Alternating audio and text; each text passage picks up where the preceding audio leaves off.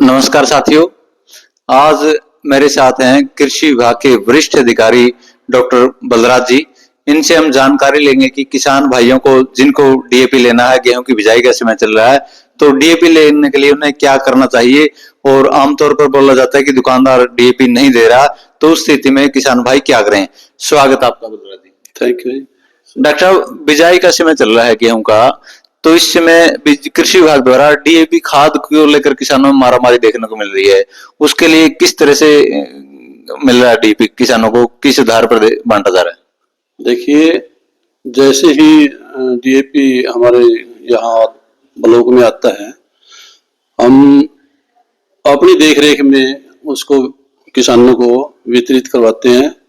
जैसे ही मान लें हमारे पास 500 बैग आए हैं, उसी किसान कितने खड़े हैं उसी हिसाब से बराबर बराबर सबको खाद दिया जाता है। और हमारा प्रयास यही रहेगा कि भाई ज़्यादा से ज़्यादा खाद आए और सभी किसान भाइयों को ज़्यादा से ज़्यादा जितनी ज़रूरत है उतना खाद मिले। ये आधार कार्ड पर दिया जाता है, किस तरह देते हैं। बिल्कुल, आधार कार्ड इसलिए कंपलसरी कर रखा है कि कहीं कोई दूसरा बिना किसान के वैसे लग जाए लाइन में, भाई वो यहाँ से खरीद के और कहीं दूसरी जगह महंगे रेट पे ना बेचे, ब्लैक ना हो, उसको रोकने के लिए आधार कार्ड लागू किया हुआ है। इससे ये पता चलता है भाई किसान है ये।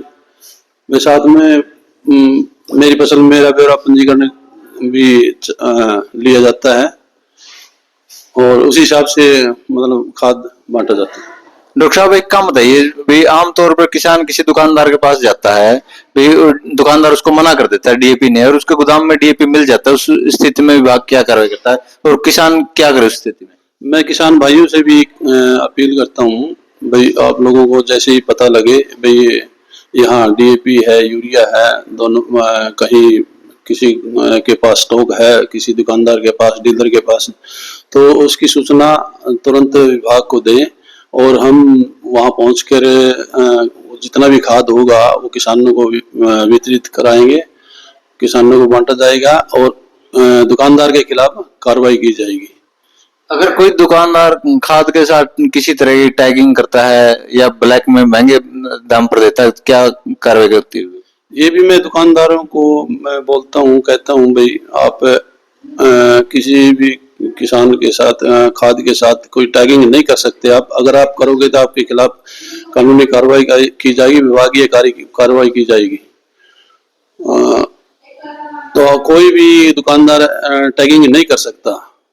डॉक्टर साहब, एक चीज और है, अभी जो अपने खाद विक्रेता है उनके कोई बार बोर्ड वगैरह भी लगता है क्या, उसके पास आज स्टॉक है ना है, इस तरह कोई है नियम वगैरह। बिल्कुल, हर एक दुकान पे बोर्ड लगा हुआ है और उस पर ये सूचना जरूरी है भाई आपके पास क्या स्टॉक है, कितना है, कौन सी दवाई है, कौन सा खाद है, कौन सा बीज है, ये बोर्ड पर लिखना जरूरी होता है।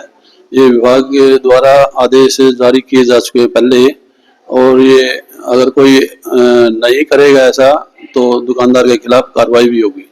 और जो खाद विक्रेता है वो खाद रखने की कोई विशेष जगह होती है या अपनी मन मर्जी कहीं भी रख सकता है। नहीं रख सकता ऐसे, उसको है ना लाइसेंस में ही गोदाम में अलॉट होता है और लाइसेंस में शो होता है और उसको उसका बाकायदा नक्शा होता है। और जब भी उसको लाइसेंस गोदाम का भी लाइसेंस मिलता है, उससे दूसरी जगह नहीं रख सकता। वो ये समझो कि वो कालाबाजारी के चक्कर में दूसरी जगह रखेगा, और तो वो ऐसा करेगा तो कोई दुकानदार भाई उसको उसके खिलाफ कार्रवाई होगी। डॉक्टर साहब, एक चीज है, वे किसान बोला वाला है अपना बिल्कुल, उसमें कंफ्यूजन रहती है, दुकानदार मना कर देता है, ब्लैक में बेचता है या उसको खाद नहीं देता। उस स्थिति में किसानों को कहाँ शिकायत करनी चाहिए। उन्होंने विभाग को शिकायत करनी चाहिए। कृषि विभाग के अंदर आता है सब। हाँ, कृषि विभाग के सुपरविजन में ही होता है। वैसे दुकानदार प्राइवेट होते हैं, अपना खुद का बिजनेस है उनका, लेकिन ये जो इनपुट है, जो एग्रीकल्चर इनपुट है, कृषि उत्पाद जो इनपुट है, ये विभाग के सुपरविजन में ही बांटते हैं। तो किसान भाइयों, ये तो मेरे साथ थे कृषि विभाग के वरिष्ठ अधिकारी डॉक्टर बलराज जी। इन्होंने हमें अहम जानकारी दी कि डीएपी खाद लेने के लिए किसानों को क्या करना चाहिए। दुकानों पर जाएं, स्टॉक आप दुकानदार से पूछ भी सकते हैं, और आपको पता लगता है कि कहीं ना कहीं दुकानदार ने अवैध रूप से डीएपी या यूरिया का स्टॉक किया हुआ है, तो उस स्थिति में दुकानदार भाई कृषि विभाग के अधिकारियों के पास जाकर इसकी शिकायत कर सकते हैं। कृषि विभाग द्वारा उस पर तुरंत कार्रवाई की जाएगी और उसके खिलाफ कार्रवाई की जाएगी। धन्यवाद डॉक्टर साहब। Thank you.